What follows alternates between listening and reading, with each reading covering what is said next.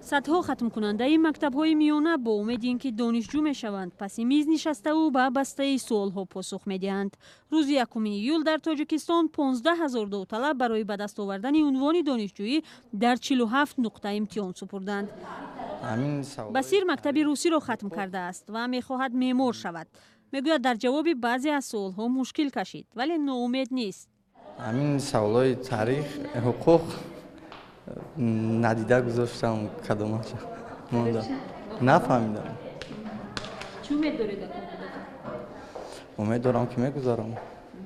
3 ساعت و بیش از 80 سوال امروز سرنوشت دهها داوطلب را در تاجیکستان معین میکند. گروه نخستین داوطلبان به دانشگاه‌های عالی تاجیکستان امروز توسط مرکز ملی تستی امتحان سپردند. اکثر آنهایی که امروز از امتحانات بیرون میشدند میگفتند برای این روز چندین ماه آمادگی دیدند، اما برای دانستن اینکه آیا آنها دانشجو شدند یا نه باید چند روز دیگر تا اعلان نتیجه های امتحانات انتظار بمانند. حدود 6 سال اخیر در تاجیکستان داوطلبان تنها توسط مرکز ملی تستی به مکتب‌های عالی داخل می‌شوند. تستی خودش آسانه. امروز سوالات در جوابش هست خود. 4 واریانتش هست. برای آدم میخوندگی آسانه.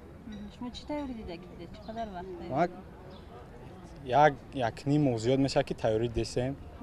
خیلی اساسا ما در فنای زبان، تاریخ، زبان انگلیسی، امیود سیم کلاس در کره تیاری دستیم.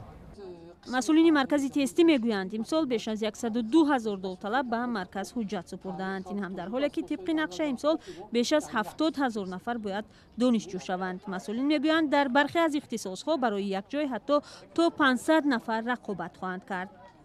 خب چون هر ساله قسمت بیشتری داوطلبان اون گروه اختصاص‌های را انتخاب میکنند که طلبات یعنی از نقطه نظر این داوطلبان زیادتر است. و ببینید هر سال شماره بیشتری داوطلبان ما در گروه اختصاص‌های پنجم هستند. گروه اختصاص‌های تیپ، بیولوژی و ورزش.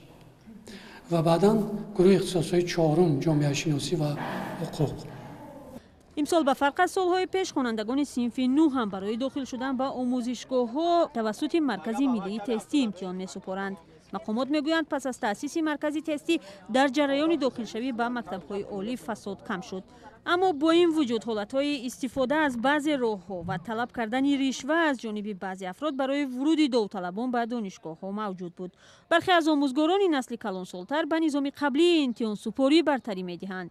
نظر من به باشم من در پیشتر نخستم بود، چون که پیشتر هم سستخانه را بسیارتر می‌پرسیدیم، حاضی گو که سست و ویش قوی نیست. جریان امتحانات داخلشوی به دانشگاه‌ها تا 13 ایون ادامه خواهد کرد. داوطلبان از نتیجه خالهای به دست آوردهشان طبق نقشه 25 ایول آگاه خواهند شد.